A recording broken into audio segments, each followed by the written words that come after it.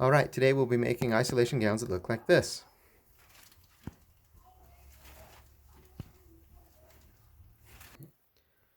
First steps is to sanitize your hands and clean your workstation. The next step is to fold our plastic sheeting or drop cloth. It comes as a 9 by 12 foot sheet. We'll be folding it along each longest edge. So we'll fold along the 12-foot edge, then the 9-foot edge, and then the 6-foot edge. That will leave us a rectangle that should be around 3 feet by 4.5 feet. Our room is too small to show the 12-foot by 9-foot, so this is already folded in half along the 12-foot length, making it now 6 feet wide by 9 foot. We're going to fold across the 9-foot fold. We've made our second fold. We pull each corner tight so that we can get the corners of each plastic as close as we can, and we'll do our final fold across the 6-foot length, remembering each time that we're folding the longest side in half.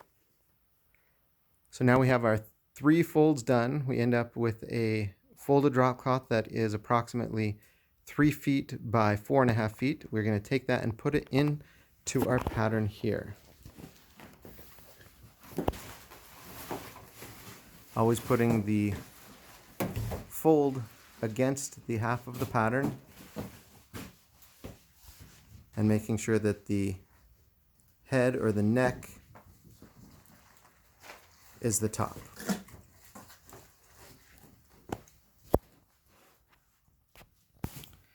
Sorry about turning the video sideways. Now we can remove any of the excess plastic with our razor blades. Essentially anything that is white and can be seen outside of the template needs to be removed.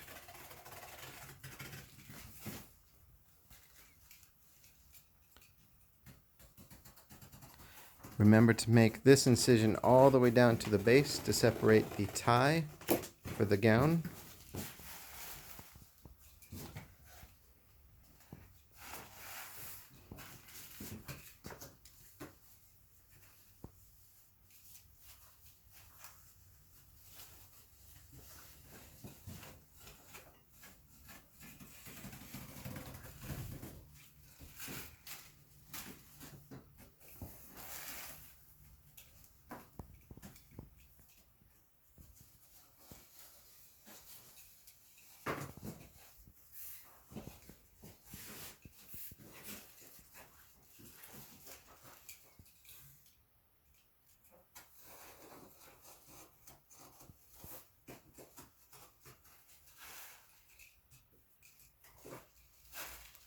We've now cut out 4 gowns that are folded in half.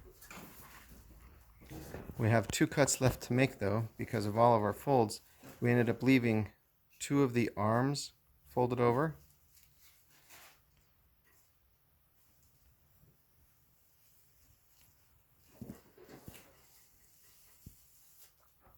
One arm and the second arm. And then that also has happened here at the neck. To cut the remaining fold, we're going to open up all 4 of the gowns. And then that fold there needs to be removed. Sometimes, depending upon how you place this in the template, it will be the foot of the gown or the head of the gown. And so you'll just need to remember which side you put it on. Now we can get ready for sealing.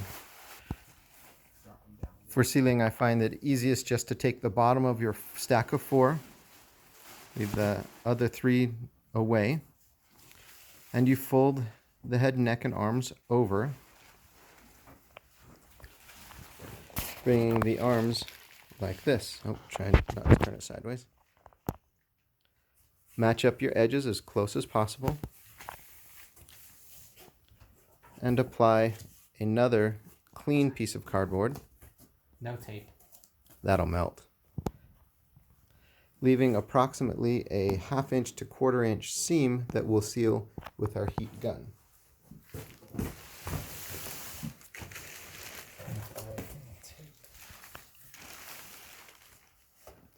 It is a good idea to move the area that you're going to heat up away from any tape or adhesive that might melt. We've learned that the hard way. Again, a 1/4 inch to 1/2 inch seam. Turn the heat gun on and essentially melt the seams together. The idea is to get as strong of a seam as possible for when we put on the sleeves that they don't open up, and melt it right up to the cardboard.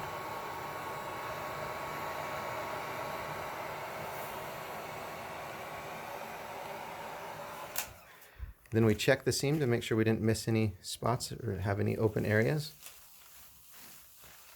Excellent, that one's great. And we move on to the arm on the opposite side.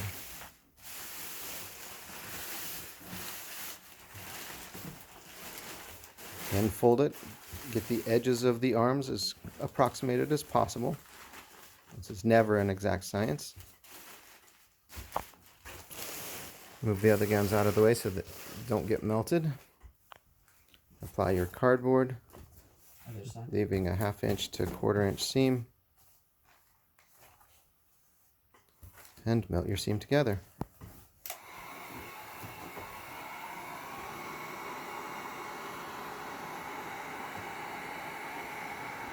Right up to the cardboard.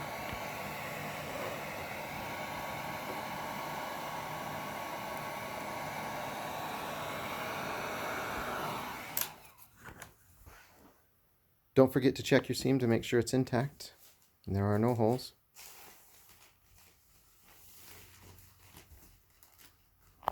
Next step is fold this. It doesn't matter how you fold it, just get it small. And by small, what I mean is small enough to get all 4 of the gowns back into the original bag that the drop cloth came in. Once all 4 gowns and 8 arms have been seamed, put them back in the original bag, date it with the date that you made it. That way we know that 3 to 5 days later it is safe to use with no viable coronavirus. Box it up and you're done.